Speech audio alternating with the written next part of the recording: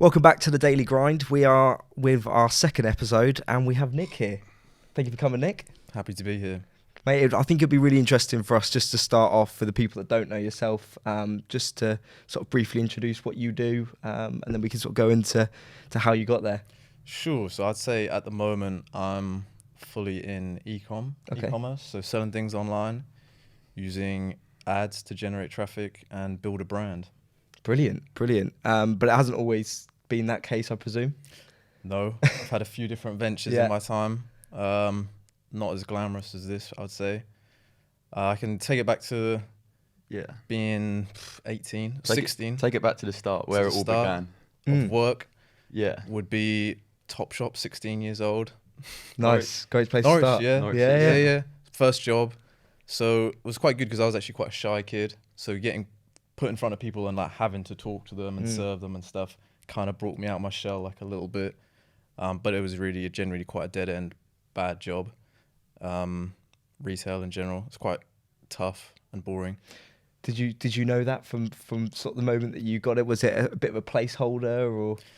When I was 16 and I got it, I thought I was the man, to be honest. Like working at Topshop, I get to speak to girls. It's cool. Yeah, you got the reputation. But after a while, so boring.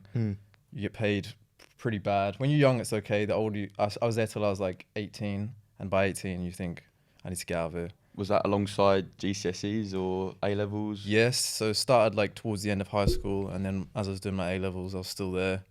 Quickly on A levels, actually, I retook my second year A levels. Okay. I was always quite smart at school, but it's just I was never motivated. I turned up like half the year. Yeah. Couldn't be bothered.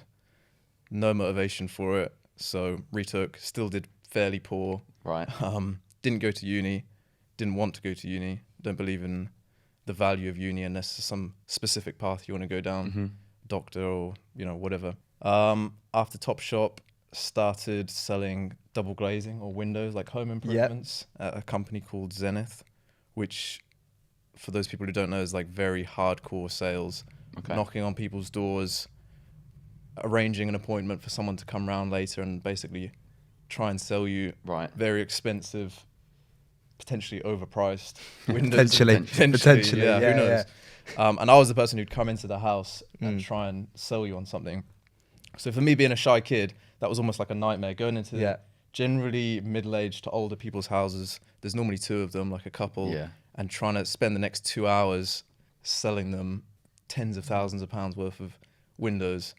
So it was very uncomfortable for me, and I hated it every day. I was like, in my car pulling up to the house, like, what am I going to do? Like, I hate my life. Were you good at the job, or did you just categorically hate it and therefore weren't great at the selling? Or it's hard to know, to be honest. I did sell some, but there is like almost a percentage of people. This is what they would tell you, whether it's true or not. There's a percentage of people who will just like always buy, and it's honestly true. You turn up to people's house, deliver like a mediocre picture, and they just say they just be like, yeah, I want to do it. So I think a lot of that also comes in with like timing as well. If you hit enough doors, for example, or in a different concept, you do enough things enough times, it's going to come to a point where someone's in the market to buy or do something with your product for real or service. Yeah, you could say like the 80-20 rule, or what they would say at Zenith is 10% of people will always buy, 10% of people will never buy, and then 80% of people is down to you to try and whether it's true or not, I don't know, but it motivates you in a way. Yeah. Because you said it was like a time that was a bit of a nightmare. I presume,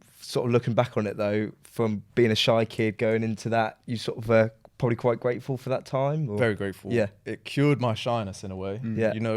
I think with phobias, it's not good to like embrace them and say, oh, that's just me, like I'm shy or something. You can cure a lot of the time these things that you think you're not good at by literally just forcing yourself to do them. Like if you can't swim, just jump in the pool like, enough times. Yeah, I'm a big advocate for putting yourself in uncomfortable situations. Because 100% you come out stronger, don't you? Come out stronger 9 times out of 10. If you have a bad breakup, you're upset for a while. Then you come out, you've learned lessons. You're generally toughened, a little bit scarred or something, but quite often it builds you into a strong character. Builds character, doesn't it? Yeah, you look at superheroes in these films, they all come from like really tough, and that's how they're all, it's all like that, right? Great point. No superhero comes from a really cushy background, no difficulty, So I think trauma in a way builds, for men mainly, I can't speak as much for women, I think for men you need a bit of trauma in a way, or like hardship, not necessarily dark trauma, but like hardship. So that was definitely hard for me, I would say. Yeah. I stayed there for 2 years, then had like a little telemarketing job because I couldn't be bothered to go into people's houses. I was like, I was done with that. So I had a little telemarketing job. Is that a separate company or? Yeah, separate company selling like solar panels or like selling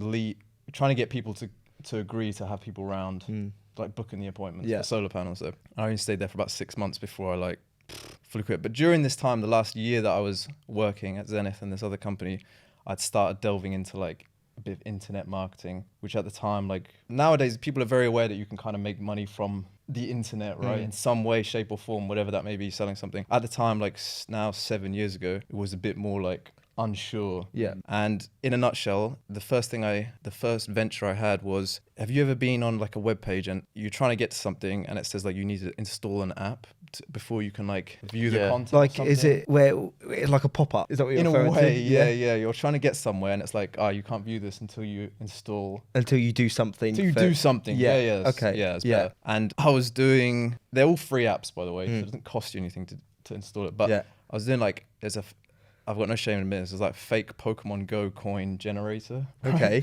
And I think essentially you would get kids to click the link, enter their username or something and click generate coins, and then it'd say like you have to install an app to get this. And they'd install the app, it's free, and then I'd get paid like 50 cents or $1 or so something. like affiliate marketing to a certain affiliate marketing. Yeah. But it's free. But obviously the app creators knew that out of 100 people, they'll probably make like 100. You know, there is paid options within there. Right. So they know that getting the app downloaded, someone's buying. 80, 20%, maybe 20% of people are buying something. Was that your sort of first venture into entrepreneurship then, would you say? 100%. And I was sitting at my desk on the telemarketing job, and I remember like this kid would DM the account saying like, how do I do it? And I told them how to do it, like you got to install the app. Yeah. And then I got a notification come through, it was like, you just earned 70 cents or something. And I was like, oh my God, like first feeling of money. Yeah. And I've still got screenshots of that, like the 70 cents. And I was like, wow, this is crazy. Was the motivation to go into the internet side of thing, did that come from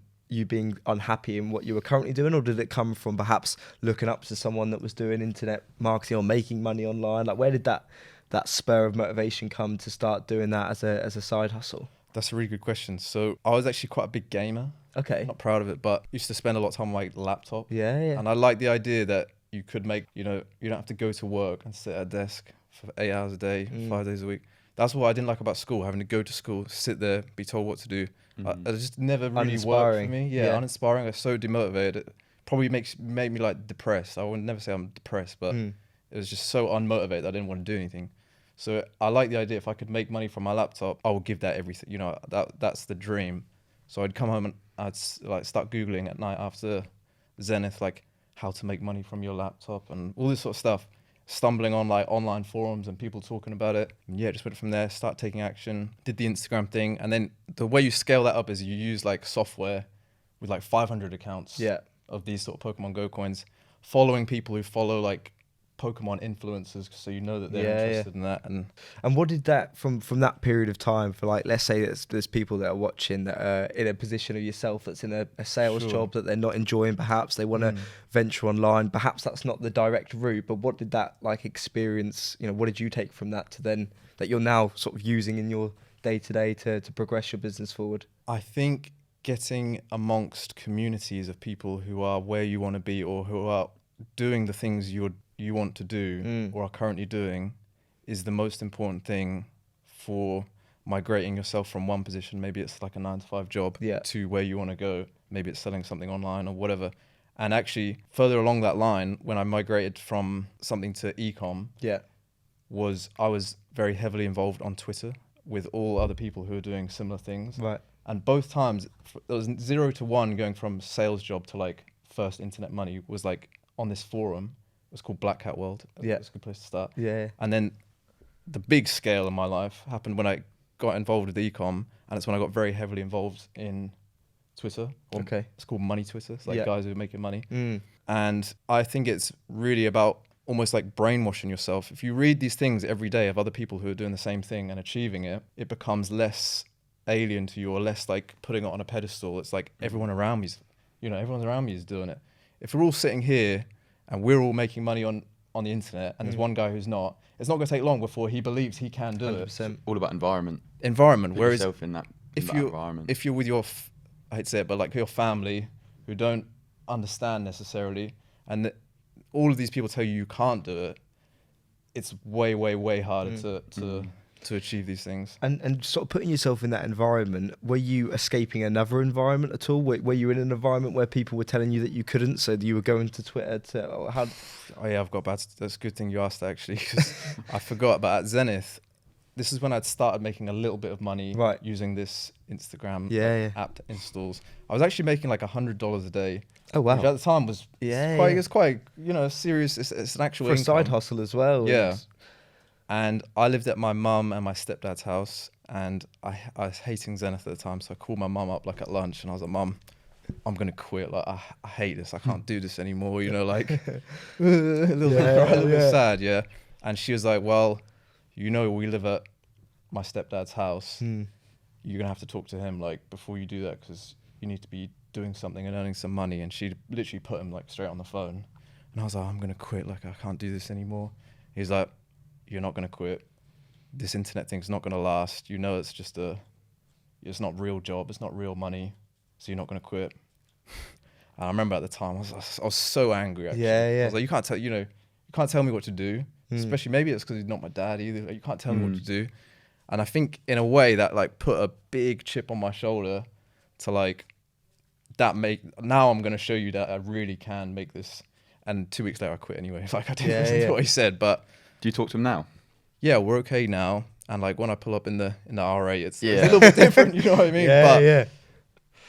Yeah, we're good now, and I've actually outgrown the angriness that I had. I think, but at the time, I'm so grateful for it, because I personally believe to achieve higher levels of success, you need to have this like chip. You need to prove someone wrong or be angry at someone or. Everyone says they're motivated. Like, I want to provide for my family. I want to go on nice holiday. Like everyone wants that. Yeah, of like, course. Who doesn't want? You know, what sort of person are you if you don't want these things? To go to the next level and be better than the majority of people, you need something almost a bit more dark, like a real. Go back to what you said about trauma and for real. Yeah, these superheroes, they've all had something bad that's happened to them, and they want to show everyone. They want to prove something. And for me, I think that's what happened. You know, you need something. Or someone to prove wrong, or to say, I'm pissed off at you, to really excel to the next level. Would you say that as a point, though, that at some point that wears off, and then you've got to try and find drive from somewhere else? Because if you, I don't know if you're into American football, Tom Brady, obviously being like one of the last draft picks, and then he wins back to like Super Bowl, but then at some point, being one of the last draft picks, that's going to wear off, and now what's the next thing that's going to keep spurring you on? It's true. Maybe it does, but I've seen people where they've then started chilling out and they weren't as bothered. I think it's important to outgrow that. That's not your whole being, but it's important to be able to tap back into that to realize why you have this mission. And part of like your like speaking about why as such, have you always been?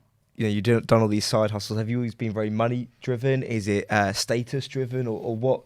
Like you've sort of ventured into these different side hustles while you had your 9 to 5. Some people, their motivation to do something like that would be purely money. Was yours just money, or was it what was that main driving force? I don't really know. Still, I've thought about it a few times.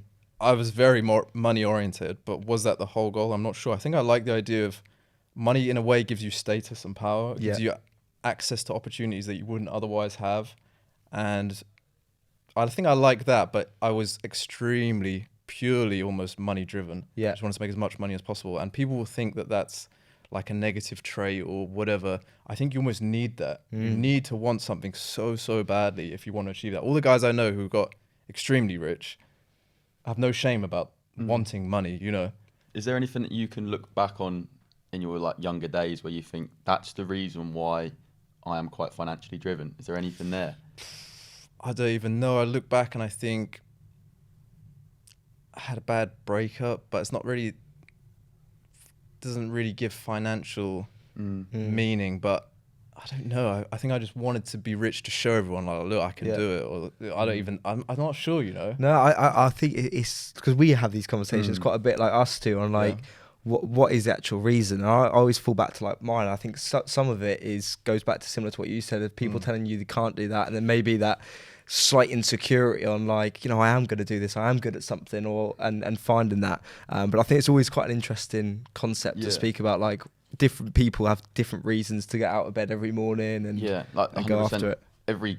All of my clients, there's one particular reason why they want to start their gym journey, transform their physique, and there's always that why, there's always that reason. So I was just wondering if there was that why there with you. Like for me, starting the gym, I was skinny as a kid, playing football, getting pushed around a bit, had to try and get bigger and stronger, and it all started there. So that's my main reason why I asked the question, really. There always needs to be a why, I think. Yeah. I guess it can be derived from other places, but what I've found is that the more dark, in a way, without letting it ruin your personality or, consume you to be like a nasty person, it can be, if you can harness that, that's the most like powerful work all day without, feeling like I can't be asked to do this. It's a different type of drive when it's you've like pure fire. It really is, when you need to prove someone wrong or achieve something. I don't know. I feel that now. I can completely relate. It's like it can play on your mind. Like for ages, for me, one of my big goals is to like buy my mum a house one day. And like whenever you have a tough day, if you can just put yourself in that place of like, that feeling or that drive again, I think that's when you can get to those states where you said where you literally nothing else matters. Nothing matters. It is just, this is what I want to achieve, which obviously leads us quite nicely to. So you were doing that process with your 9 to 5, doing the side hustles. How did that then transform into going research, and I presume about the e-com space and that sort of journey? So there's one more little step. Okay. With the Instagram accounts and using this software to mass target people who would be interested in a certain thing. Basically, I learned a lot about how to grow Instagram accounts and how to find people who are interested in certain things, which in itself is a valuable skill, right? If you have something to sell, I can find these people en masse and interact with them daily to promote your profile or your product. So we'll have a chat after this podcast. This is years ago. Things have changed as well, which is unfortunate. But I realized that it's a valuable skill, and it's a valuable skill for businesses who will have something to sell or want to grow their profile. So eventually I reached out to local Norwich businesses, actually, where we're from, and managed to get one of them to agree to call me later to talk about potentially growing his account, doing the service that I knew how to do, grow his account with relevant followers. And the good thing was I had like 2 or 3 accounts that were like 80k plus followers from doing this thing. So it's very easy social proof. I walk in and show them my account, and it's like, you can't really say, it's like very hard to say no to something like that. So he called me up that evening, and I was trying to charge like £99 a month, which is reasonable. And he goes, we'll do 6 months, let me pay you £50 a month. I was, okay, no worries. And that was the first client, and whether he took advantage of me or whatever is irrelevant. Like, important. I was buzzing. I was so happy. It was the app install stuff was kind of like a grey area. It's not like I'm not doing anything particularly wrong, but no one wins really. That these people are just installing an app and they don't even get the coins in the end. So for me, this was the first like legitimate thing I'd done, which was great. And I did that for like 2 years, and I went from mainly local businesses to mainly like influencers, because local businesses have no money generally, and they don't see the value of getting followers and growing their account. Whereas these influencers, it's their lifeblood is like followers and people interacting with them. Money comes from their followers. Money comes from their followers, exactly. So did that for 2 more years, and then Instagram started introducing rules about how many people you could follow a day. So they were tightening down on these bots, They're so tight now, aren't they? Oh yeah, I can only imagine now. Yeah. But basically you went from being able to follow like 600-700 people. Originally it was like 1,000, 1,200. Then they cut it down, and this new update 3 years ago from now was like 200 actions a day, follow/unfollow or likes combined. So the net result was clients were getting previously 2,000 followers a month, and it was going to go down to like 300-400, and it's like, it's a hard pill to swallow. Just keep the same price, but you're getting like 20% of the results. It's very difficult. So at that point, I started thinking like, this is the Titanic, right? It's going down. I need to try and get on one of these lifeboats. What was that like in terms of like when you saw it it sort of feels like, from the way you describe it, it was like falling apart in front of your eyes. Yeah. I can imagine a lot of like the "I'm gonna prove you wrong" moments were like, oh, it's all coming crashing down now. Exactly, and it's a slightly different thing, but when your back is really pushed up against the wall, for me, there's been 2 or 3 times in my life, that being one of them, where your back is fully is like make or break, and that forces you to like burn the boats. I love the phrase, right?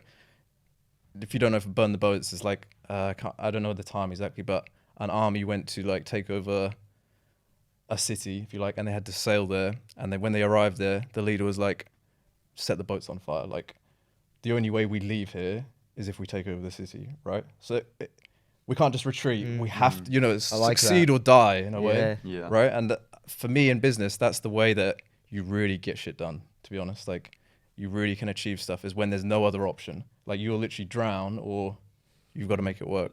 I think I've seen on your Instagram a couple like captions and that, something about like still waking up like as if you've got to pay rent or make rent. Yeah, because as soon as you get comfy, I feel, take your foot off the gas, you're not motivated anymore, you start just living the nice life. It's like, maybe that's what some people want, but for me, I'm just so driven to like conquer almost and keep pushing and keep, I don't want to just take my foot off the gas. So as soon as you start getting comfy and you stop having that sense of urgency, is like when the world will start checking, you start getting checked. And maybe you can live for a little while being comfy and whatever, but don't lose that initial sense of what got you to there. Yeah, definitely. I think so many people as well, like they look at it as like just being able to live comfy and the money is the lifestyle. It's actually like purpose and why did you want that money in the first place? And there's so much more to it than just living that comfortable lifestyle, which I think, well, I'm sure you may have experienced at some points, that if you get too comfy, like you said, it just start becoming complacent. And I've had these experiences in my life, you can get to, but you always need to have a sense of urgency, I think.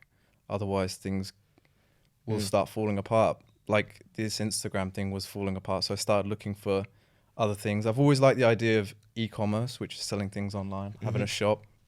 I like the idea of so simple, buying something cheap, selling it for more, right? Like everything around us is bought for 10% of what you're buying it for.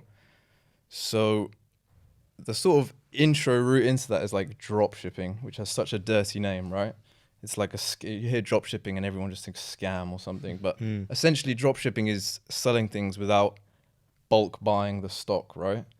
Which is not really viable for like a long-term business, but it's a good way to get your feet wet with the concept of selling something online. Being the middleman. Being the middleman. Otherwise, what, you're going to put your life savings into some stock and you don't know if it works?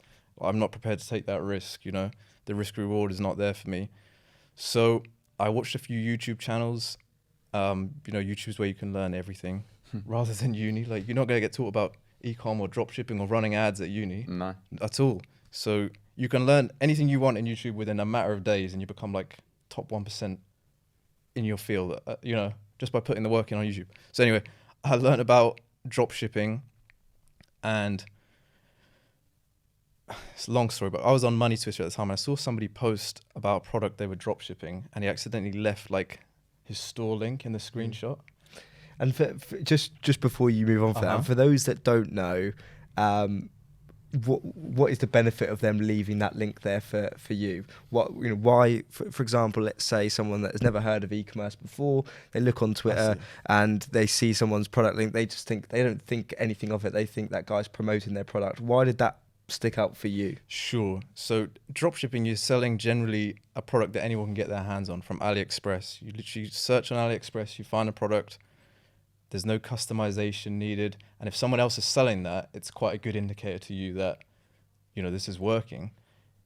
People often use the word saturation and think products are saturated or something because so many people are selling it. Saturation is a myth almost. If everybody is selling it, it's because everybody's making money with it.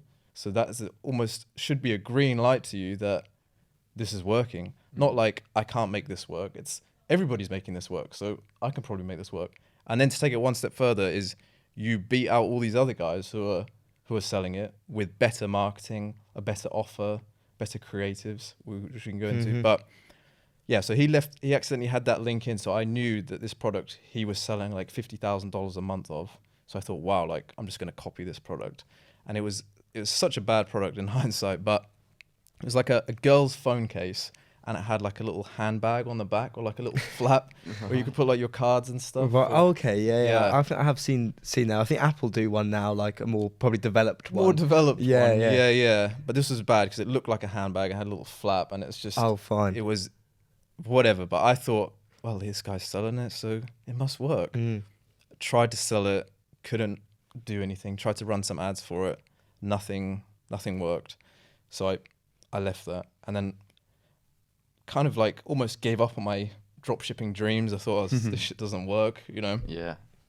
And then one day my girlfriend at the time sent me like an ad that she saw running on Instagram, had like 1 million views, and it was for a product. And I thought, that looks pretty good. The thing I didn't like about the phone case is it's so niche, right? First of all, only girls can buy it because it's like a handbag. Second of all, like, does anyone actually need that product? Or they put cards on the back of their phone? They always have handbags anyway, don't they? Or like little bags. So it's such a pointless product. It doesn't solve a problem. It's kind of like a luxury. You don't need it, whatever.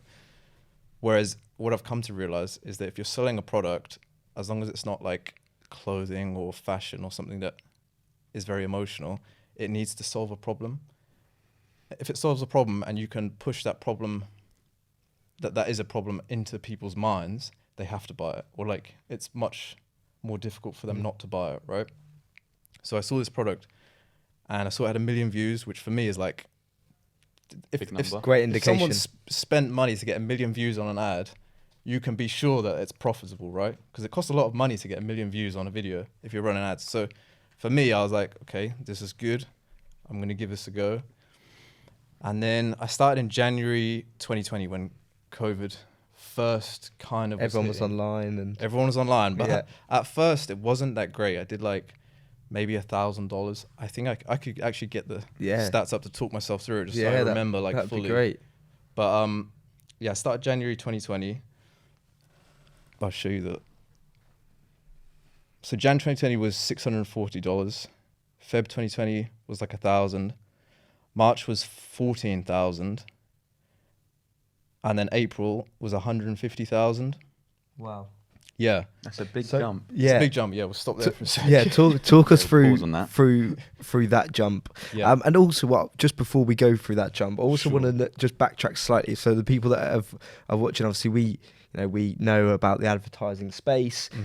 But for those that don't, how did you learn how to do all of that? You know, in the sense of, I know there's YouTube out there, but in terms of Facebook ads and actually going back through that process, for someone that is going into it that has no experience at all, how did you learn to be able to turn that product into even run the ads and start that whole process? I think being in the internet marketing game already for 3 or 4 years definitely helped. Learning sales, even from Windows sales, definitely helped.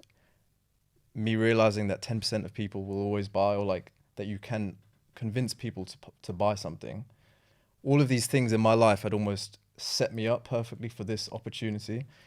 And then in addition to that, there was a very, very good YouTube channel, which literally step by step almost told you how to do it. And if you had the knowledge and wherewithal, it was quite, not easy, but it almost made like a blueprint. Well, yeah, it was almost essentially a blueprint. It wasn't even a course. It was like 3 videos, you know? People don't realize how much value there is on YouTube. Like there is just gallons of information on YouTube that people, I think it should be a skill in itself, being able to find good YouTube videos, because all of the information is there for free most of the time. It's crazy.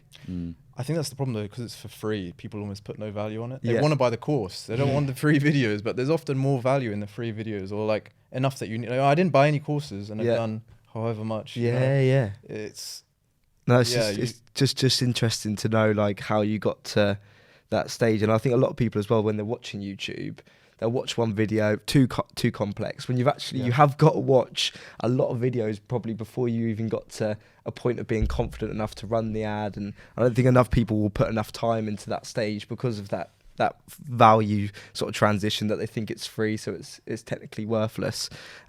So I think that's obviously props to yourself for doing that. And getting amongst the communities, which I mentioned earlier, gives you that, like, it's not some far-fetched idea that you can do this, because you see people doing it on a daily basis, or you read about their experiences daily. You're like, well, I'm going to do that then, because they're all doing it. They can do it, I can do it. For real, that's exactly the mindset. But on the counter side, if you don't read anything about anyone doing it, and your family all telling you can't do it, your friends are like, what the hell are you doing? It's so much more difficult. And the first little bit of failure you have is just you're abandoning ship and like back to the 9 to 5. So I do believe success in business and in all of these aspects is down to like belief first, that you can do it. Before you even do it, you know, you have to believe almost that it's possible, which is very difficult unless you're almost brainwashing yourself that you can do it by reading things, in my opinion. So let's go from that jump. Let's go back to the numbers if we can. Yeah. So what was it? March 13.8, and then April was like 150. This is all USD, by the way, dollars. So 150,000 US dollars in a month. Yeah. Okay. Revenue, of course. Of course, because there's ad spend on that, right? There's ad spend and there's product cost. Okay. Payment processing fees. So lots of little numbers. What do you put that jump down to? What would you say? So, I remember it happening. One day was like $500 revenue. The next day was like $1,000 revenue. Then 5,000, and then like Wednesday the 14th or something of April. I don't know the exact date. It was around there. It was like 10K. The graph was just like it was 10K in the day. And I just woke up and I looked at it, I was like, what the hell? Jumped out of bed, like motivated as hell. Yeah. But then jumped onto my laptop and checked, and like the world was falling apart, to be honest. PayPal like frozen my account, like locked all the funds in my account. Yeah. Shopify were like, we need to do some checks. Amex had frozen my account, and HSBC were like, we need to do some checks as well. Like all of these things on the same day. It's frightening, isn't it? It's frightening. Just because you've earned a bit more than normal, but a lot more than normal. Yeah. That must have been such a mix of emotions to go from that high in the morning to like, right now I've got a shitstorm to deal with. It was like instant 10 grey hairs, like straight away. Yeah. Hairline start going back, whatever. Yeah. But at the time I was really nervous, and I thought, this is the end. You know, I was just about to make it, or like I'd started making it, and then suddenly they're all going to take it away from me and whatever. PayPal did their checks and introduced like a rolling 30% hold on my cash. So all the money that came in, they would hold 30% for 90 days and then release it to me. So if I got $1,000 in a day, they would keep 300 and hold that basically, which was almost all my margin at the time. So I thought, what am I going to do? I'm going to have to get bank loans or like ask family for money to fund the goods and fund the ads and all this sort of stuff. But in hindsight, I can say it actually was not a big deal, really. But at the time, it thought like the worst thing in the world. Yeah, goes back to like burning the boats. Burn the boats. Yeah, have to sink or swim. Like you either cry and stick your head in the ground and that's it. Turn the ads off, or like you make it work. So what was that process like? So you woke. So just to take it back. So you woke up. It was 10K, obviously. Unbelievable. Go through all of these challenges, and then what? How long did those challenges take to resolve? Like a week. Okay. And so at the time, I was quick. calling business owners that I'd made friends with through Instagram, whatever, saying like, "Is this normal? Like, what do I do?" And they were kind of saying that it is actually normal. 30% is quite a high number, but your revenue's basically gone from like $2,000 a month to like 10 grand in a day. So like all of these people are going to be kind of making sure that you're not laundering money or, you know, just doing actual basic checks. It's not like they're trying to like screw you over or anything. By the time it was all like, I don't know. And just to clarify, this 10,000 in a day is from one product. It's from one product, yeah, and the product itself I sell for $19. So it was like, wow, it was a lot. And if anyone who's watching has seen like dropshipping stuff, they'll always tell you don't sell stuff with a really low average order value because it just doesn't work. You don't have the margin. Whatever, like it's totally not true, you know. So you're selling it for $19. Yeah. Buying it for. So the product itself cost me 40 cents to buy, but the shipping there's shipping costs. So it was costing me about $4 to ship. So the total all in was like $4.50. Okay. And I sell it for like 19. So it was like a 4 times markup, which honestly is not like that huge in e-commerce, but it was enough to, if you're going to sell something, the minimum, in my opinion, if you're going to use ads to sell it, is 3 to 4 times markup minimum to have enough money left over for ads, staff, whatever other costs there's going to be. And at this stage, so you know, I'm sure we'll find out more and more about how this sort of journey has developed. But at this stage, it's just yourself in a bedroom, or what? You know, paint the picture a little bit on where you're at in your life when this is happening. Yeah, just me in my study actually. I think at that point I had employed a customer service rep, if you like. Okay. Because like a VA. A VA, exactly, from Philippines. because every day I'd wake up and I'd have to do these emails, once in the morning, once in the evening. And if anyone's ever done customer service before, you know that people can be really shitty for no reason. Yeah. Just law of numbers. You sell to 100 people, a few of them. A lot of Karens. There's going to be a lot of Karens flying around, right? Yeah. So I don't know, my genetic makeup is not very good at dealing with people like having a go at me by email. So one, it would like bog me down mentally, because I can't just like take it on the chin and move on. If someone was having a go at me, it would like kind of affect me. Two, I would struggle to like maintain a nice, polite composure replying to someone like saying they're gonna, whatever these people say. So I knew hiring a VA would be insane ROI for me. So for like $50 a week, you can get a full-time VA from the Philippines, right? $200 a month, £150 for somebody who will give their blood, sweat, and tears to make sure that they stay in that employment, because it's better than what they would get elsewhere, right? So it's a no-brainer. It's not expensive. It's the same cost I could hire one English person. I could get 10 Filipinos who will literally give me, their full effort. So that was the only staff I had. Then the rest was me making the ads. I had obviously a fulfillment team, which is good. And at that point so there's drop shipping, then there's fully owning the stock in like a local warehouse. Yeah. And then for me, there's like a middle point, which I'm going to try and brand as like stock shipping, where you own the stock, but it's still in China. So I would buy the stock and ship it to a warehouse within China. So we own the stock. So the payment processors are happy. PayPal are happy. Shopify are happy. I'm not drop shipping from AliExpress. There's no risk. And they get fast-ish shipping. It's like 1 week from ordering to getting to the customer. And people will think that's a long time, a week. But people are happy to do it. The problem comes with mismatched expectations. If you tell people it's going to get it in 2 days and it's a week, they will try and sue, they'll go on your social media and comment and everything. If you tell them it's going to be 10 days or 14 days and it comes in a week, they're leaving you positive reviews. You just have to set, and that's like anything in life, relationships, friendships, business, you set the expectations of where they're actually going to be. And then ideally you slightly over deliver. Yeah. You don't want to promise the world and then give them something half-assed, because Mo Gordat, isn't it? The expectations and reality. Yeah, as long as your expectations, I'm trying to get it the right way around here. If the reality exceeds what your expectations were, you're happy.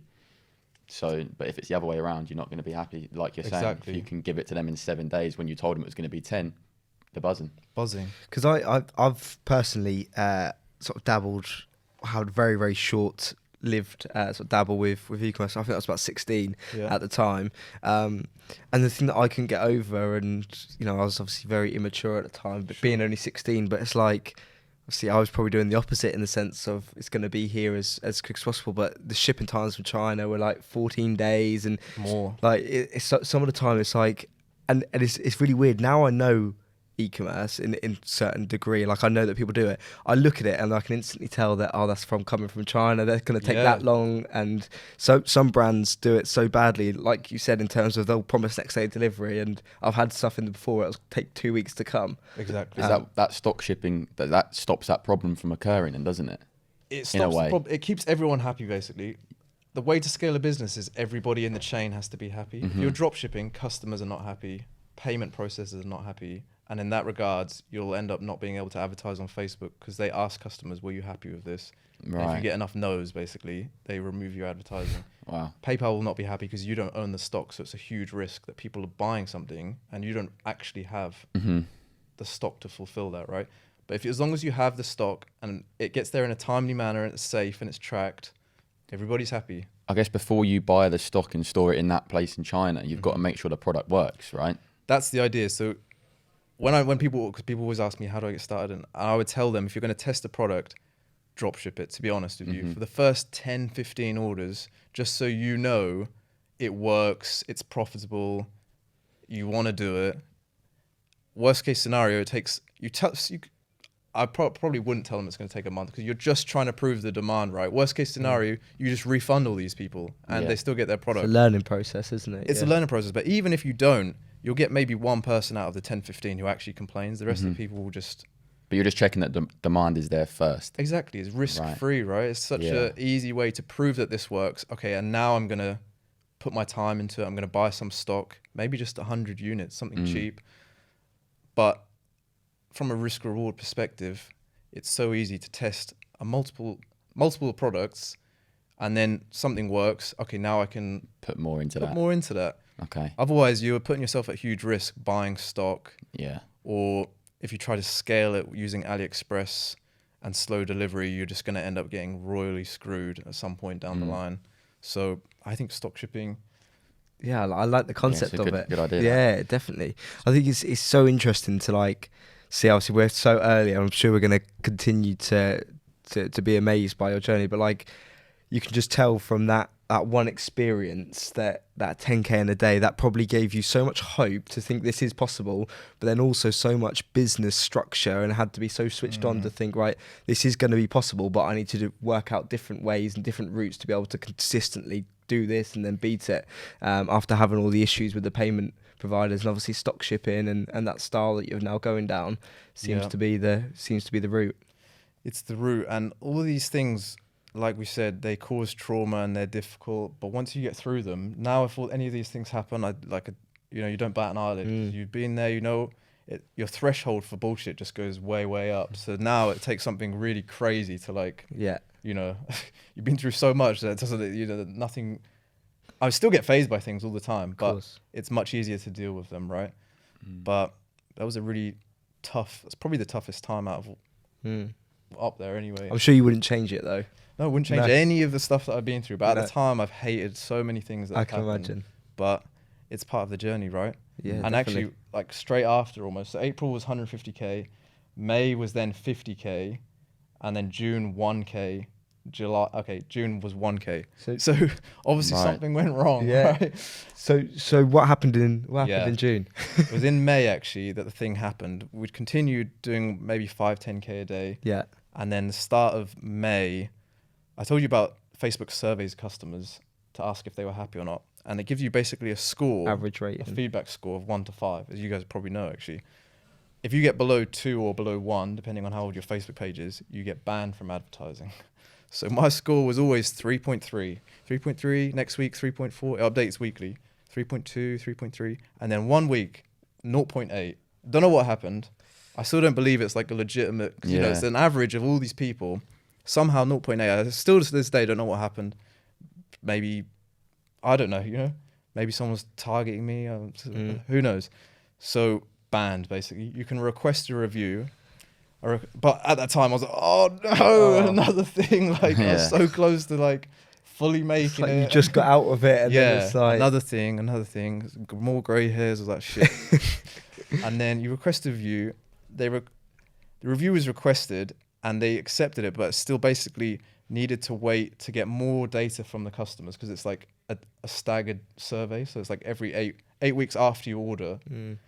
And it was basically as long as it gets back above 2, I'll be allowed to advertise again. If not, then I'm not. And I was like, oh, shit. Well, I mean, we've met Meta as a whole. I mean, I've had experiences where clients had account will just get banned for literally no reason. No reason, yeah. And it's so scary, especially with your business model. Similar to mine in certain aspects that we're essentially relying sometimes on these massive corporations of social media channels that could literally just turn off your ability to run your business. That must have been such a scary time. And you mean nothing to them. You can't talk to anyone. You're valueless to them. They don't care. Whereas to you, it's your whole life, right? Yeah. This is my whole everything. So what? Talk us through this then. So what was going through your head? What was the action that you needed to take? I was shitting myself, and I was scrambling to think, how do I save this? What do I do? Researching, talking to other people. All of that stuff. And what I came up with was emailing all the customers who'd bought within the last 8 weeks to try and get them to give a good review. Because that was kind of what everything hinged on. If I could get these people to bring the score up, which I thought it should be fine because that 0.9 was an anomaly. It was such a weird thing. But I basically emailed everyone saying hope you're enjoying the product. We often send, I pretended that the survey on Facebook was from me. I was we often send our customer surveys through Facebook to see how we're getting on. Please let us know, just trying to get ahead of it, if you like, trying to tell them it's going to be a survey and try to let them leave a good rating. And after 8 weeks, it went back up to like 4.1 or something. Like I'd improved it. Buzzing, like we're back in the game. Yay. Like here we go. And So that was happening all throughout June. all throughout like start of May, and it's 8 weeks. So it was like all of June. And then I thought, if anyone's ever run Facebook ads here, you know, momentum is really important. You don't want to stop ads one day. 100%. You know, I Go don't know. through the learning phase again. Exactly. So I yeah. thought, am I even going to be able to get it going again? But we resumed like at the start of July, and July was 145k. So Wow. we were back in business. You know, I thought this is great. Just instantly. And Instantly. it just shows that your product must have been such a useful product, hitting the right market for it. It looks like you can just pump money into it, and it's it was like that. And I think the reason was I'd seen people selling this product, but I took this product and sold it in a different way, like a different angle, if you like. In terms of what? In terms of the creative, in terms of the use case, or Both. Okay. In terms of the use case, definitely. Yeah. And then originally I used a lot of the same clips because it was all like stock factory content, which I was mashing up. But then the new use case that I came up with, the product, I would just center everything around that. And I think no one had done that on Facebook before with that product. Yeah. So I was the first there. And I think that's a lot of the reason, plus COVID, was this was just like a money printer, to be honest. It was just, you know, unfathomable almost. But August was 157k, September 177, and then we're entering Q4. And like all the people Black I was Friday. following was telling you, yeah, Q4 is like Christmas. amazing. Yeah, you're just going to be, sales are going to be through the roof. So I started like scaling up the budget a little bit on Facebook. This, for me, at this point, I thought, how much can this product sell realistically? Like it's going to run out one day. So, And if you don't mind, so what month are we on at the moment? October 2020. And how much has October made of revenue? 218k. And how much roughly are you spending on ads? Probably 60, 70k. Okay. And you're just for so people can understand clearly, you're essentially just recycling the revenue that you're generating back into Facebook, and it's just becoming this big cycle of. Exactly. People here, I'll tell you, in total, I've spent over 6 million on Facebook ads. It doesn't mean that I've out of my pocket spent 6 million, right? You get the revenue come in and then you put it back in, right? That's how business works. It's not like you have to go out of pocket 6 million to be able to spend this. It's a cycle, right? The money trickles down, and ads is where you generate customers from. So it's the largest cost for the business by far, right? And just to show the sort of progression. So this started in Jan, is that right? Jan 2020. Jan. How much were you spending on the? So I presume when you first started, you had to put your own capital into it. Yeah. How much were you spending then? And then at what point could you stop spending your own money and just using the revenue that the product was generating? I started with £50 a day. It's like whatever you're comfortable with. Yeah. And it's also enough to if you're not going to spend £1 a day to acquire a customer. Generally, you want to be able to spend as much as the product costs. So if I was selling my product for $20, or let's say £20, I'd want to spend at least twice that a day just to make sure I'm giving it a fair test and enough money to hopefully acquire a customer within reason.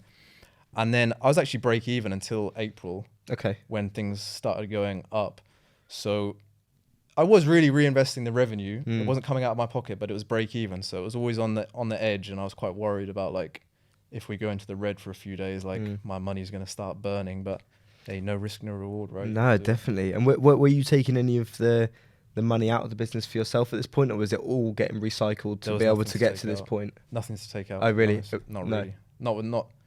No. It was more like I was testing this and hoping that eventually it's going to spin up so much that it can make. When I went into this, I only had hopes of making what I was making from Instagram, like 4,000 a month. I was hoping that could just replace that. I had obviously you always dream for like bigger, but I had no idea really of what it could be. So then we go into Q4. Yeah. Q4, October 2020, 218k. November, 400k. We had Black Friday in there. December 2020, 700k. And things were just getting a bit nutty for me, to be honest. So let's slow down. So just to confirm, you made £700,000 or $700,000 off one product. Revenue, yeah. Off the $20 product, yeah.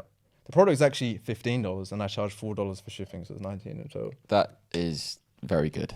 That is incredible, isn't it? It's incredible, and I wouldn't have believed it. And I think a lot of other people in e-com are very sus of like these numbers, but I have no reason to lie. I'm not trying to sell you anything. It's like we can see the numbers. You can see the numbers, yeah. For So I don't know. Yeah. What are you thinking at that point when that December comes in and you think like, are you thinking like I've made it, I've done it, I've completed it, or are you what's going through your head at this point? Yeah, in a way, yes. Although I don't know, it's still just a game. Because I'm a gamer, it's just numbers on a screen and you're just pressing buttons. It didn't seem like real. Whereas if someone was giving me £700,000 in cash every month, I'd be like, but this just was numbers on a screen. Yeah. It's not actually changing me or changing my life around me.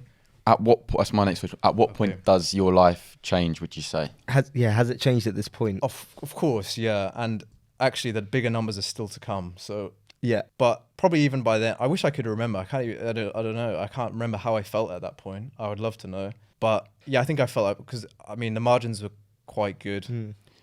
I was making hundreds of thousands a month there. So you say bigger numbers to come. Bigger numbers to come. So 2021 we're talking about then? Exactly. So I remember actually at that point, Q4, I was thinking, when is this is gonna pop one day? Like, how can people still be buying this stuff? Like, where's Facebook finding all these people? I didn't really realize the depth of scale you can get with Facebook, and there's like 1 billion people on Facebook. Of course. If the product is broad enough and the marketing is good enough, it's never gonna stop. And people don't understand. I don't know. I think if people fully understood that, they would be wanting to sell something on Facebook all the time. But yeah, at that point, I thought, let's just turn up the budgets and see when it breaks. Up until then, I was always playing quite defensive, like just seeing barely increasing budgets to see what we could do. And I thought, now let's play offense. Let's see what we can do. And then Jan 2020, $1.1 million. So I saw the M on Shopify. The dashboard changes to the when you go over $1 million. And I've still got the video. Really? Maybe I'll show it somewhere. I was screen recording. It was 999.98K, and I was sitting there just refreshing it, and then it changed to 1 mil, and I was like, wow, mate, what yeah. Describe that feeling, just for pure motivation purposes, for anyone listening at home. How did that feel, if you could put it into words? I felt justified in everything I'd done in my life, and everyone who said like, this is stupid, or you're never going to make it, or what, even I remember thinking back to teachers in high school who said, you're just lazy, you're just coasting for his fault. Honestly, fuck all of you. Like, in a way, man. And in a way, it kind of got to my head, and I thought like, 1.1 million. Let me just do Q1. Jan 2021, 1.1. Feb, bearing in mind there's only 28 days in Feb, 1.5 million.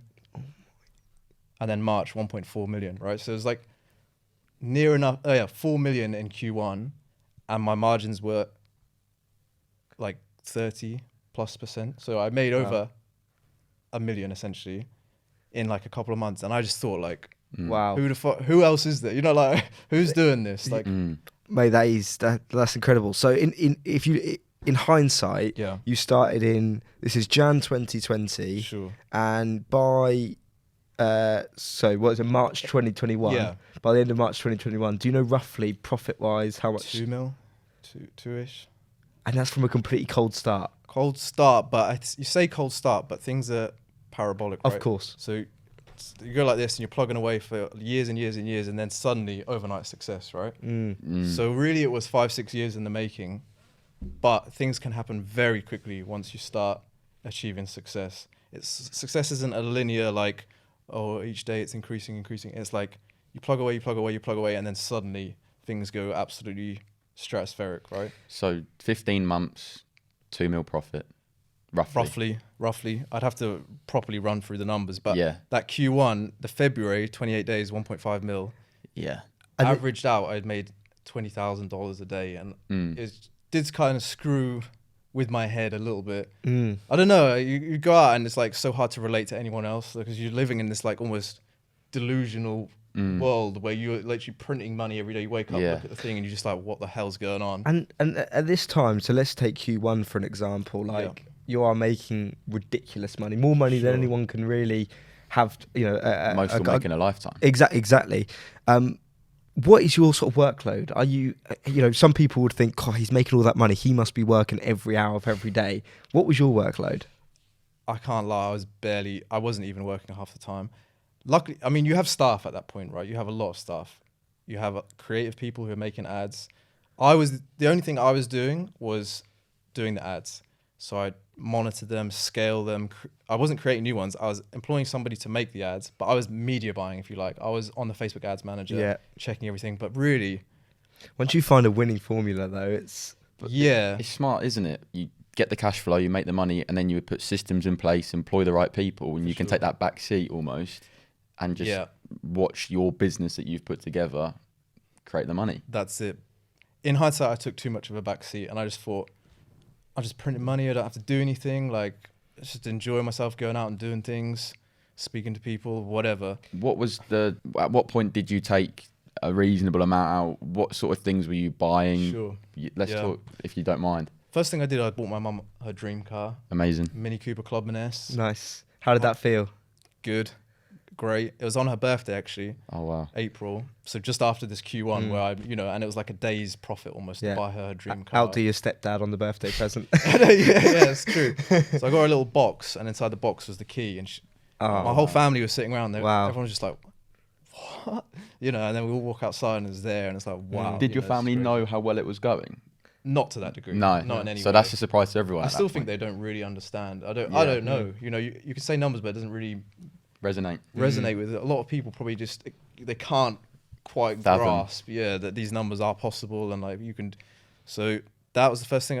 Honestly, I'm not like I was so money motivated, but then you get the money and it's like, what do you actually want to buy? Obviously, I bought a supercar, an Audi R8 V10 Plus. At what point did you purchase that? So I bought that in August 2021. I went to... Oh, so that was quite early in the... Oh, no, August 2021. That was after. Sorry, I thought you meant 2020. Yeah. No, August 2021. That was after... I went to Dubai for like 4 months, set up residency, set up business, and then I came back to England and I was like, I can't drive around on my Golf GTI anymore. Like, I've been driving supercars the whole time in Dubai, so I need a supercar. One that can handle the wet roads of England or whatever. And the R8 for me is like the ultimate car. I love it. So that's a beautiful car. It really is. What was that? A childhood dream? Can't say it was, to be honest. The childhood dream was like Nissan GTR or an M3 or something, but I outgrew these cars, and the R8 gave me everything I wanted, and it's actually reasonably priced. Like, it's still a lot of money, but it's okay. Yeah. Honestly, I'm not a lavish guy. I like having money in the bank. I like being able to take opportunities. Whereas if you spend all your money, it can be a little bit risky. I invest a lot in crypto and other investments, which are high risk, high reward. I'm a high risk guy. Almost my whole life has been like, we're risking everything. Yeah. We're going for it. So no, I love that sort of model of being like, the high risk, high reward, jumping out the plane and building your parachute on the way down is a terminology that I personally use. I think you'll probably want to touch on it, but like Dubai. So sure. Again, looking for the Instagram, Monaco, Mykonos, Dubai. Yeah. I like to travel, I guess. Yeah, that's true. Dubai. So it's a long story. I was earning all this money, and then you start run the numbers and thinking, shit, I'm going to be spending like thousands of pounds a day in tax. UK's the worst for it, isn't it? It's one of the worst, right? You can't get away from it. And I start thinking like, I'm not going to give this money, which I've worked so hard for, almost half of it, to the tax man for nothing, essentially. Well, whatever, everyone has their own views on tax, but to me, what do I get back for it? I don't know. So I looked into Dubai. I have friends out in Dubai who I met on Twitter, and they helped me get a business set up, get residency. Essentially, it's very easy. You just need money and become a resident. You can own a business there. You can funnel money through there. Went out there for like 3-4 months just to see what's up and complete the residency, complete the business stuff, see my friends, etc. And Dubai is great. Can't lie. In terms of the residency then, is there a certain amount of time you have to spend out there, and how much time are you allowed in the UK? And Sure. So to maintain residency, you need to visit there once every 6 months, and that can be literally stopping in the airport and then bouncing off. Okay. Just need to basically get the stamp and like, okay, you're still a resident. To not pay UK tax, you need to be in the UK less than 3 months a year, and you denounce all your UK citizenship, if you like, all ties and everything, which is quite a big step, to be honest with you. You have to really commit to it. And the kicker is that if you come back to the UK within 5 years, any of the money that you've earned outside, you're still liable to pay. So don't think you're going to bounce out for a couple of years and come straight back and it's all hunky-dory, like no taxes. They're still massive commitment. They're still going to want, it's a massive commitment, right? By the time I was earning so much money, I was like, I'm going to do it. I'm just going to go. And I went, and I'm still in two minds. I like the UK still. I grew up here, right? There's very negative points in my eyes, but there's also my family, my friends, where I grew up. And I'm still, not decided, but I think I'm not ready to give up more than not ready to be 9 months plus of the year out of the UK. So where does it put you on a tax perspective then? Yeah, in a bit of a shit position. Right. But there are smart ways. No. Of course. If you get a good accountant, there are ways to mitigate tax. But essentially, I've already paid close on 7 figures in tax, and just no way to get around it, really. Somebody said to me, much wealthier than me, which always resonated with me, was, why earn all that money if you can't live exactly how you want to live? And sometimes I want to be here, so if that means having to pay some in tax, but don't get me wrong, up until that point, 27, all of these 27 years, I was like, I'm not paying tax. I would have been of the mindset of, I don't care, I'm not going to pay that tax. I'll go out of the UK. And then I did it, and I was like, I don't know, I'm tied here in some way. So maybe that will change. Maybe I'll want to leave. I think I probably will, actually. Yeah. It doesn't mean you have to be in Dubai 9 months of the year. You can go wherever the hell you want, right? Of course. Just out of the UK. And Dubai just once every 6. Once every 6. So so would you say, in a way, almost paying tax in the UK as almost like a ticket to still see family in a way? In a way, yeah. And just live here. Yeah, you're just paying your entrance fees, if you like. Just your living costs, like your accommodation. It is ridiculous. And when I run the numbers, is it worth the amount of tax I pay for what I get here? I don't really know, but at the moment, that's how things are going. And you can mitigate a lot of it, actually, just by getting smart accountants and setting things up in certain ways. But hey, listen, the man's got to be paid in some way, shape or form. And I think Dubai are going to introduce a small tax. It's like 9%, like next year potentially. I think the reason the UK is so bad is because we're so developed in tax. We've been taxing for years, and we're like the later stages of tax, where you give almost half of your wealth just to live here. Yeah. Whereas Dubai's at the start. So who knows? Maybe I will. I guess you want to go out to Dubai. At some point. Dubai. I don't know about move. Again, the whole family thing. I don't know if I could live away from my family for that long or whatnot, but it's a place I want to visit. I actually haven't been for the gyms out there and the culture out there for my industry. It's very big out there, so it's definitely a place I want to visit. Take a long holiday. That's what I'm thinking. Take a 2-3 month holiday. Yeah. And see how you get on and see what you think. Yeah. That'll probably be the best idea. It's probably what I should. No, actually, no. I have no regrets. It costs a lot to set up business and residency, and residency not so much, but business can cost a bit to set up, and living there is expensive. And living there, and also just living your sort of new reformed life as such with this money and sort of the wealth that you've made and that sort of different lifestyle. How did that change you as a person? How did that change Nick, essentially? Did you see your personality change? Did you see you didn't want to hang around with the people necessarily that weren't on that level as much after being with these successful entrepreneurs? I think there's an element to it. I think I don't rate people who get a bit of money and just ditch all their friends who they grew up from high school with. I think that's such a it's a crazy thing to do. But it makes it much harder to relate to people who are not on a similar trajectory or have similar values, for sure. And if you're not already very close with them, you don't want to spend time around them. But I still have my mates from high school who are not necessarily on the same or similar path. But even it does kind of make it more difficult as well. And you realize the impact. People say you're the composite of the closest 5 people that. Yes. And in a way, it is very true. So it kind of makes you think about that when you're spending time with people who are maybe on a slightly different path or more normalized path. Sorry. In terms of Dubai again and being in the UK, I guess in the UK you could almost have if we go back to environments, in the UK almost big fish, small pond maybe. You go out to Dubai, almost small fish in a massive pond. And then everyone that you're surrounded with in Dubai is at that level you almost want to be at. For sure. Would you say that's helped you sort of try and progress further in what you want to do? Yeah, I think so. It makes you you get here, like when I was earning, potentially making profit 20k a day, and you go out and there's no one here, no one in Norwich who's doing, maybe, but you wouldn't really know that, barely.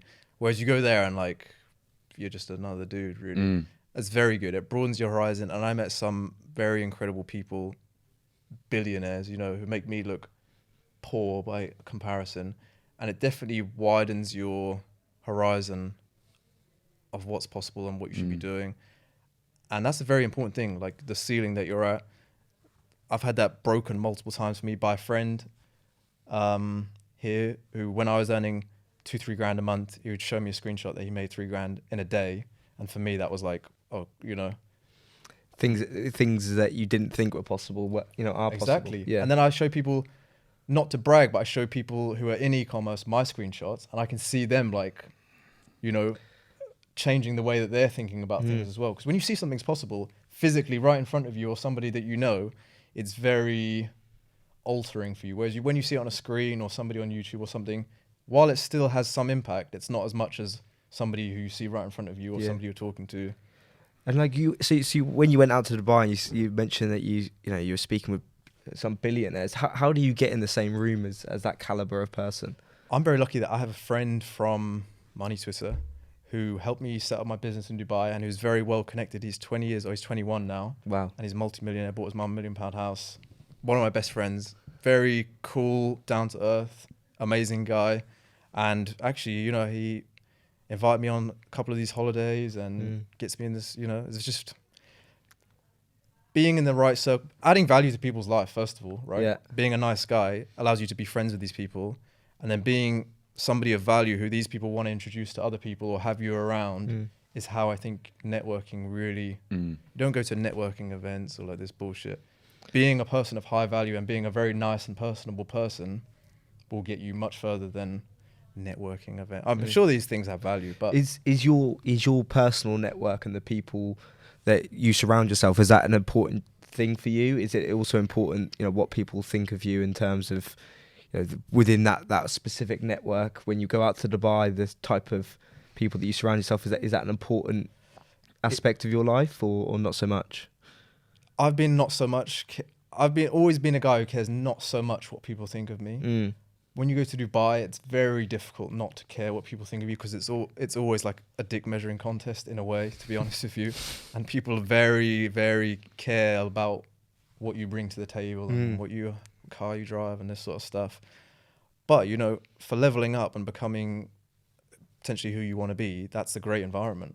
If you're not wired that way, that can be a very stressful or like anxiety inducing. If you're not able to deal with that sort of stuff and being made to feel like a small fish and disregarded, that could probably shake your world a little bit, Yeah.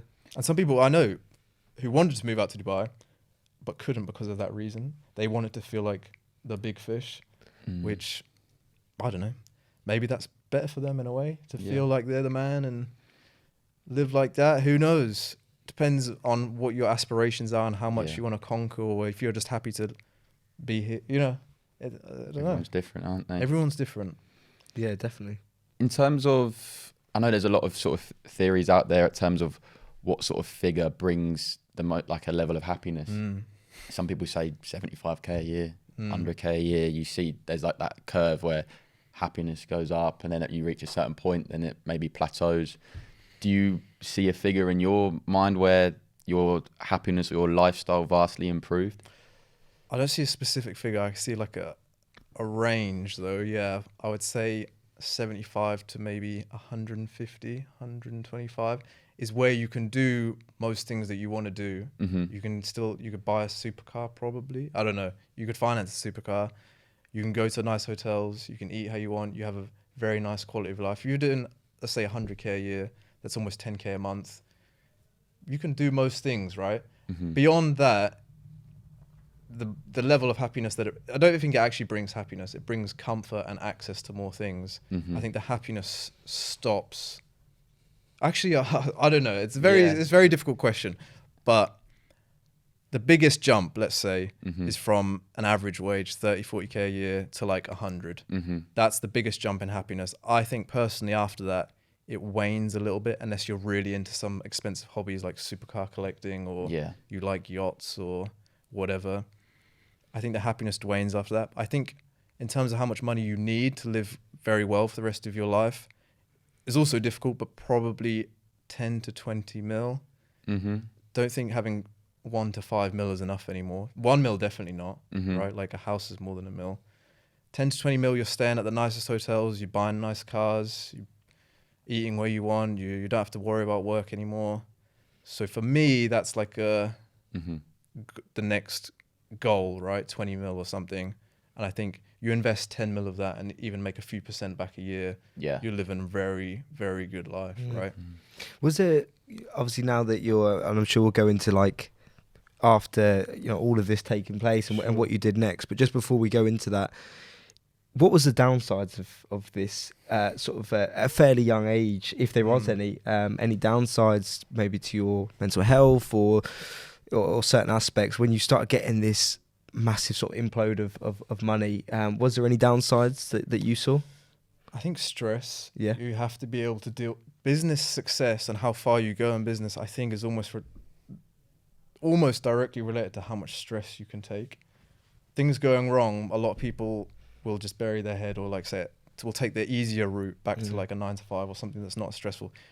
To go from, even when I was doing 150k months, 200k months to then $1 million months, it's a lot more difficult actually. It's exponentially more difficult. The comfy point is probably when you make like $1,000 a day profit. Yeah. Small problems. It's still essentially quite a small business. You don't have any big issues going on. Then to go to like 10k profit a day or further is where things, you have to have a love for you have to have the darkness has to be there to want to continue. It's not like for the faint-hearted in a way. I think it's just stress really, and like, I don't know, yeah, it almost wires your brain to always be thinking about these things. Yeah. You have to almost be obsessed with it. Never been able to sort of switch off. You can never switch off, really. It's something we say a lot, not ever been able to sort of live in the moment in a way. It is a double-edged sword.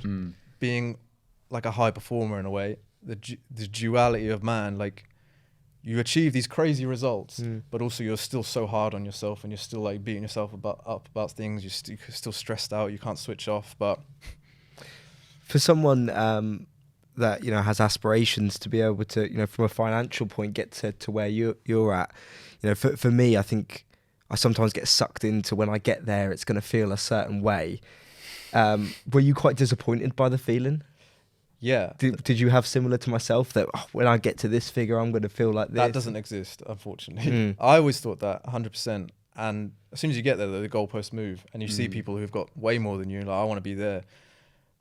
The most enjoyment I had is when probably the 0 to like the April month where you just go straight up is the growth. And as soon as you get there, it's like, it's suddenly normal. But the growth stages is where you get this confidence. It's almost like a drug, you know, it's probably like the best drug there is, right? It gives you this like superhuman, I'm the man. Like it's bad, but it's good. It's such a good feeling.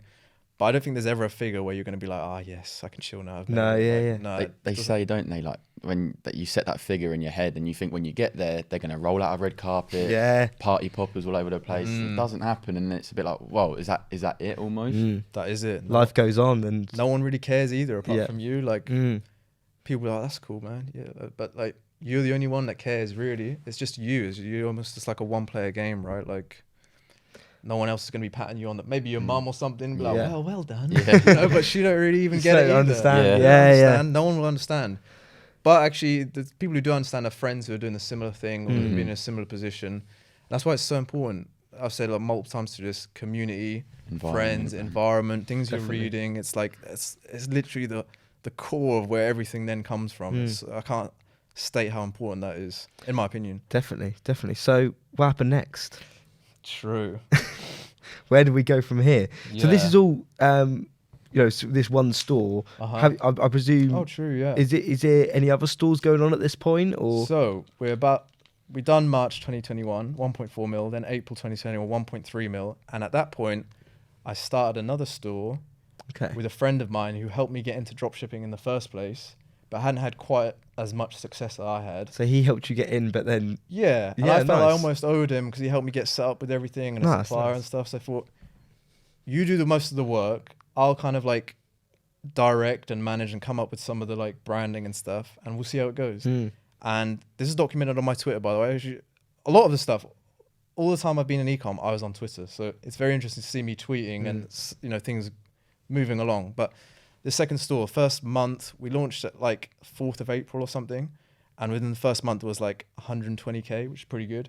Second month, like 1.3 mil or something. In the second month. In the second month. And that was actually when I thought to myself, you've got it. You've got this sort of model. Magic touch. Cracked. Yeah. And it was a similar AOV, like the product I sold for like $20 or something. I thought that's my little niche. Like I know how to sell these type of products, cheap products with Facebook ads, and I know how to just crank it up really. Yeah. I know probably a lot of people are don't know how many people are watching. Yeah. They're probably shouting, "What's the product? What's the product?" And I know from what we mentioned earlier, when that link you saw on Twitter, I'm assuming you're not gonna tell everyone what the product is for those reasons. But that's probably why we haven't asked the question yet. Within dropshipping and e-com, no one really talks about the product. The reason being is these products are generic AliExpress products. Yeah. And if you told me a product that you've sold 10 million of, and I can start selling it the next day, I'm gonna jump in and.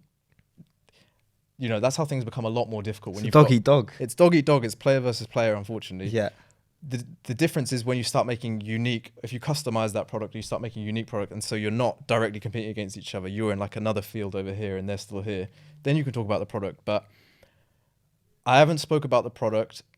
The store that I'm mentioning has wound down since then, so I'm considering and probably will do like a feature-length series on YouTube breaking down the store, the product, the advertising, and literally everything in more detail so people can actually see the numbers and see the things that happened. So I'll release that in January 2023 on YouTube. Oh wow, That'll be interesting. Yeah. Exclusive. Yeah, exclusive. Now I'll look forward to that for people. Well, I presume it would just be your name for them to find that. Yeah, Nick Malak. Yeah. Okay. Yeah. But that's the goal. But I'm not going to. No, I think that's fair enough, and I think from the success that you've had from it, you would get a lot of people that would hear the product and instantly do that, and that's just the world that we live in. That's business, isn't it? That people are gonna find success from what other people are doing and essentially replicate that. Like you said earlier, that if the demand's there and you see someone else doing it and you've got the magic touch with the ads, you know how to run it all, you see that slightly working, you'll take that on your own, won't you? And For sure. So that's almost what business is. Copying something that works. It's not to say copying, but taking a concept that works and putting your own spin / improving it. It's what everything is, right? Yeah. Car manufacturers.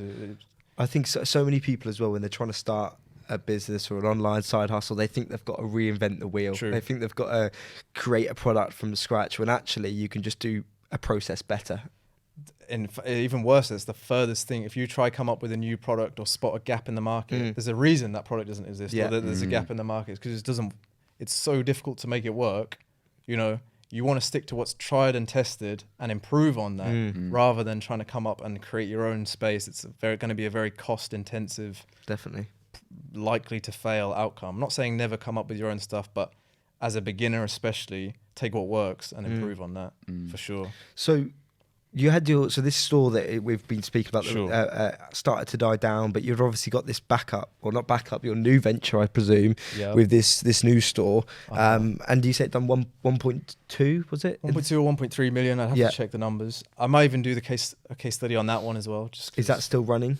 It's wound out. Actually, our Facebook account got banned on that one. It's a really weird ban. We can't get it back, and that's like what you were saying. Everything hinges on an ad platform, like letting you run ads, which is quite a crazy thing. But I shouldn't deter you because generally you can get Facebook accounts back. Yeah. This is a very exceptional circumstance where we still might get it back, but it's very complicated.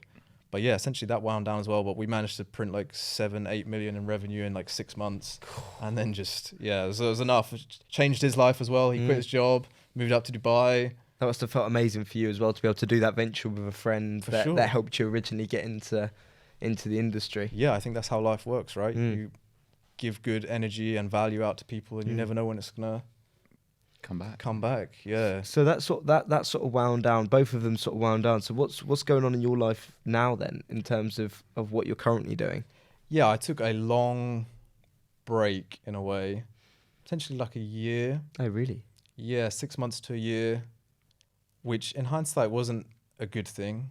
I think I was burnt out from this. I'd gone from just being an average dude trying to make a bit of money online to like transform, all these things happening within the space of like a year or 2 years. I think it took a toll on me, but like I wasn't up for doing anything new. I had all the money I need, and wasn't necessarily motivated to like get back into the trenches again and start that.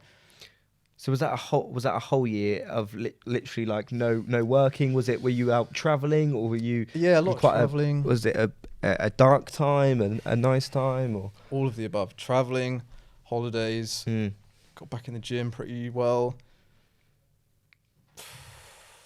It was a bit of a dark time.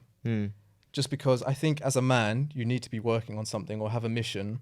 And like, I'd almost lost the mission because I'd got what I thought I wanted, lots of money, done the e-com stuff. And then I was in like limbo, like no man's land. Like, what do I do? I can't really be bothered to start again from zero. Like, I was motivated by money for 26 years of my life. And then suddenly I don't really want, you know, in a way, it taken the edge off me a little bit. But I think I was just burnt out because now I don't want the money as much. I want to just conquer and scale in business. Yeah. Because I think that's what I actually wanted originally. Because I've realized like, I don't buy anything. Like, well, there's money and there's nothing I want to buy. Yeah. There's actually not that much out there. Once you get like supercar and have these holidays and do all the things you want to do, it almost loses meaning. You're like, now what do I do? Like, I thought this was the promised land. Like, I thought I was going to have endless joy and fun. And it's like, it's not. Would you say you've sort of recharged the batteries and the love of the games back? Yeah, I think so. Yeah. And to be honest, I took a bit of an L with that first store. While I was out in Dubai, actually, it's a really weird story, but a customer commented or sent a DM to the store saying, I've just seen these guys. I thought it was you, but they're not. Or I don't know. Sent some sort of message inferring that there was another store similar. And I checked the store, and they pretty much like ripped my whole website and ripped some of my creatives, like straight up copying them. But they were already quite big. Like, oh, really? Yeah. And just to clarify, this is the first store. This is the first store, my store. So this was like your baby, wasn't my it? baby. Yeah. Yeah. I was going to actually get the logo tatted on me. But Really? I'm glad I didn't. Yeah. Because it changed. Well, I might still do that. Who knows? It changed my life, right? So, forever. Yeah. So talk us through that L as you describe it. Yeah. So I get wind one way or another that there's like another store. And there's been tens of competitors who just rip my shit, run ads for a bit, can't make it work because I'm so dominant in this space on Facebook. They can't compete. But then I found out there's this one guy and he was running a lot of ads and I thought, shit, this is not looking good actually. And he blocked me on the social account and on my profile and on my store's all my profiles so that I couldn't see the store until somebody told me about it and I had to go on another Instagram account and like see it. So he's very well, he knew what he was doing basically. He'd done research about who owned the store and blocked everybody on socials with my name.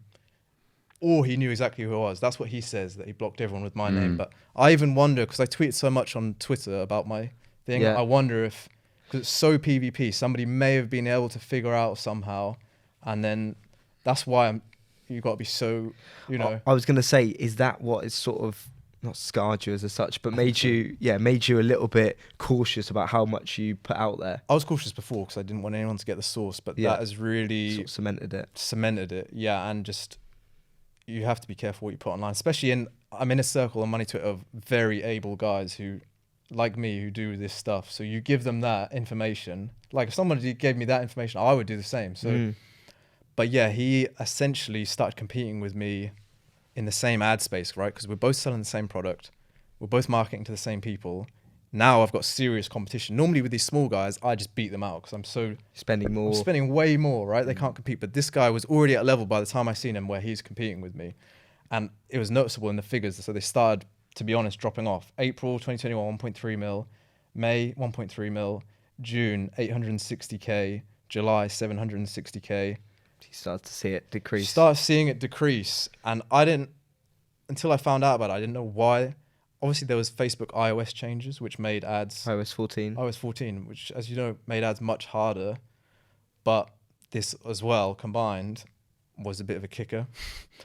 And this is a tough one, but he actually overtook me, basically, had more of the market share, and now, down the line, he's customized the product, he's made so many unique things, and he's just almost essentially beat me. I run a little bit of ads on that store, actually, still makes okay money, but like he's now got the lion's share, and he's branded it more successfully than I have, and, you know, that's the way it goes. Was this during the time that you mentioned you took your foot off the gas a little bit? My foot off the gas. I was just chilling every day. I thought I was untouchable. You know, I thought I've cracked this. No one else.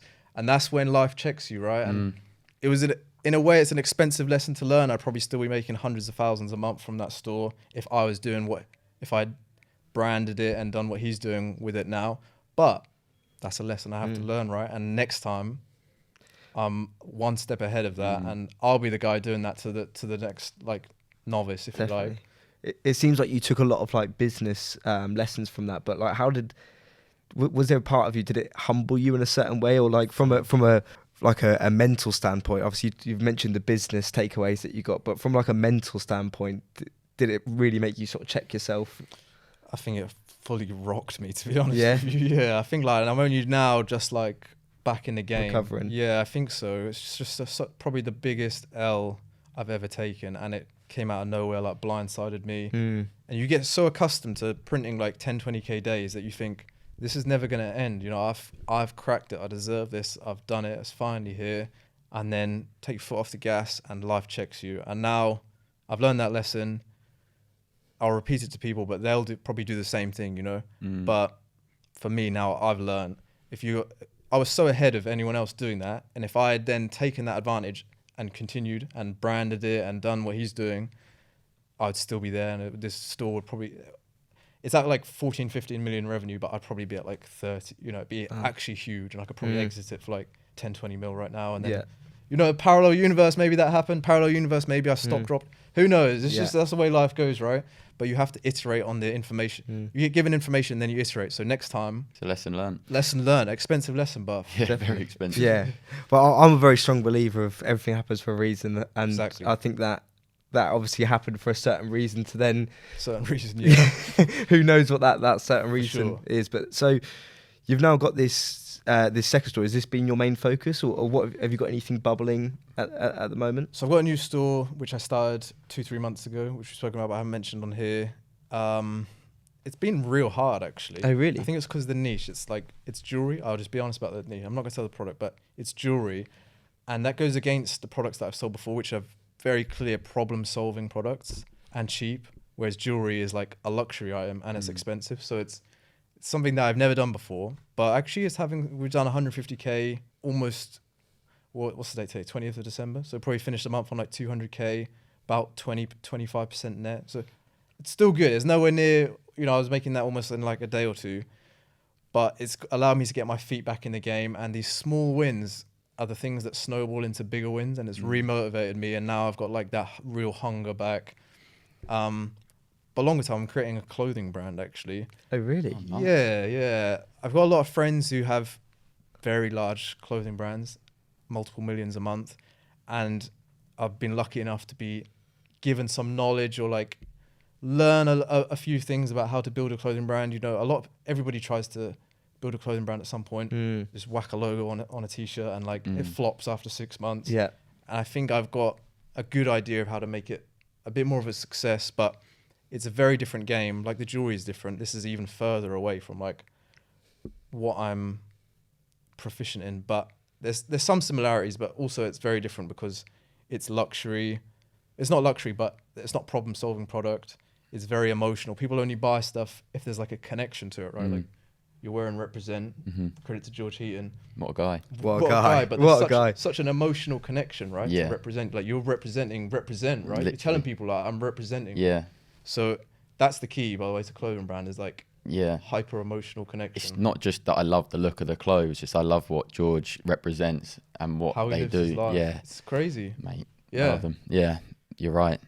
I like the fact that a lot of people probably look at the first store you did, say, I got lucky break. Then you do it again with a friend, and you do it a third time, and in different sort of areas, as you've mentioned. So anyone saying you're lucky is completely wrong because you've repeated the process multiple times. Maybe I was lucky. I want them to think I'm lucky because then they're not gonna be a competitor to me. With like the changes in your style, is part of it like, so for example, the one product stores were such a large success, and now it seems like you're going into a bit of a harder niche. Is part of it purely because you're experimenting new things, or is it the fact that you want a new challenge? You want, for example, the clothing brand, you want to build something that's got purpose and meaning, and why have you taken that direction when you could probably just stick with the one product stores and continue this cycle of everything that you touch turns to gold? I wish it was like that. Yeah, but it's very good question. There's a couple things I'll touch on. One, I am still going to do, so this store that I have right now, 200k this month, is a one product store. Okay. And because I've had these wins, and actually I've been using TikTok for this store, which I didn't think had legs to be as scalable as Facebook, but it's shown me it's quite promising.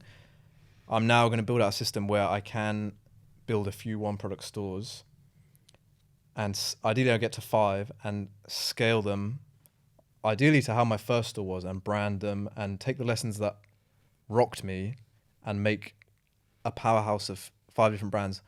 Ideally, while building a clothing brand, I will be the first one to say it's not good to split your energy like that.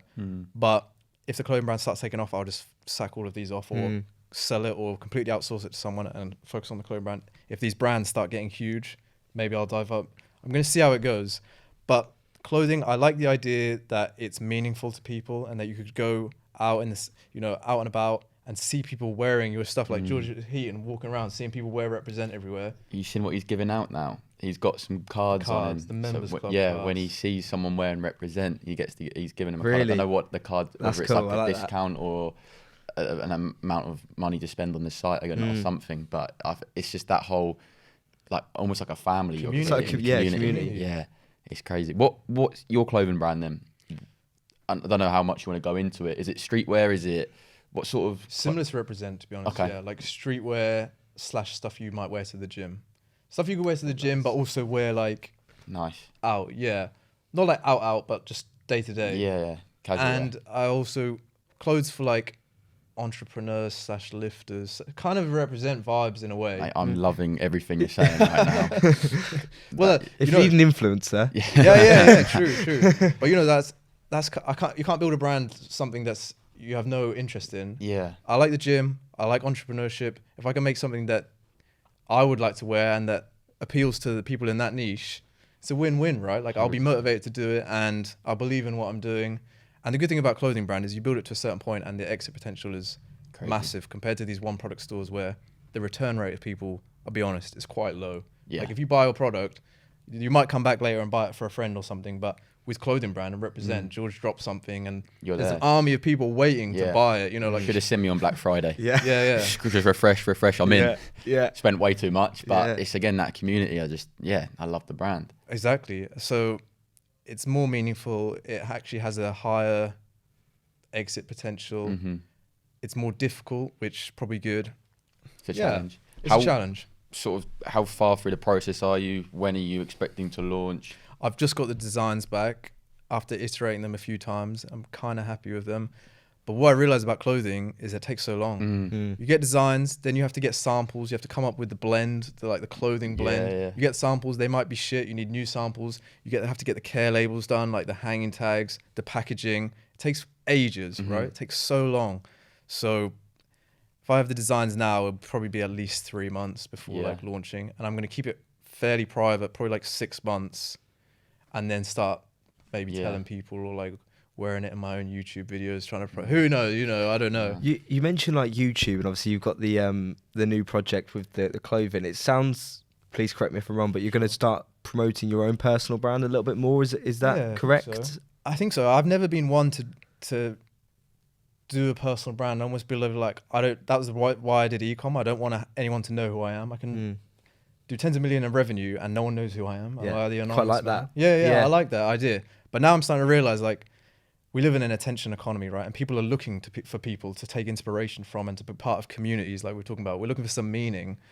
And it's hard to ignore the potential that having an army of tens or hundreds of thousands of people interested in you and believing in you, you can then, to be totally honest, it's going to benefit me, right? Like I can sell whatever I want.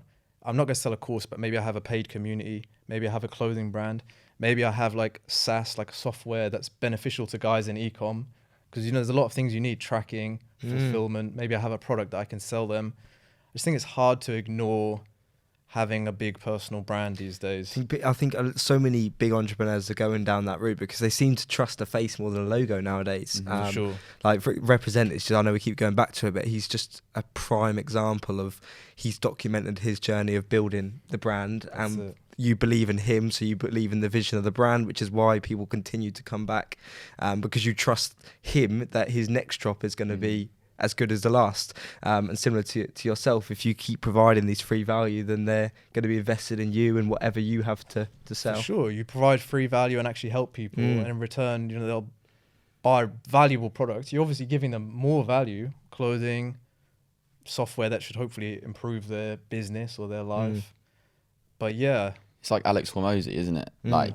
Like giving away so much free value that his whole almost like slogan is he wants you to get to 3 to 5 million from the free value he's given you, so that you can then work with him to scale to 100 million and exit. Exactly. I think, like, as well, like in today's society, everyone knows that the people that are creating content, they want something eventually, but people are happy to invest their time in watching the free value that they provide, because they provide so much of it. I think it's become a very common knowledge that people that create personal brands, eventually they want you to take some sort of action with them. I'm not doing it for fun. No, well, a little bit of fun. Yeah, but food on the table. But I feel like people are now so much like more accepted to that sort of style of marketing, and I think that's definitely going in that sort of direction when it comes to building trust and sort of accountability with your audience, that you're going to deliver what you say you are going to. There are some people I follow who give out free resources, and they say that their free resources are better than some people's paid. And if you're doing that, you're that level of the game there, and then people will invest in your actual paid products because they've got so much value out of the free ones. That's it, Hormozy, right? Yeah. Pretty much. But so many people were just trying to shove a course down your throat. Like, I give you this tiny little bit of something, but you got to buy the course. These are guys that you shouldn't generally trust, right? They really need the money almost up front.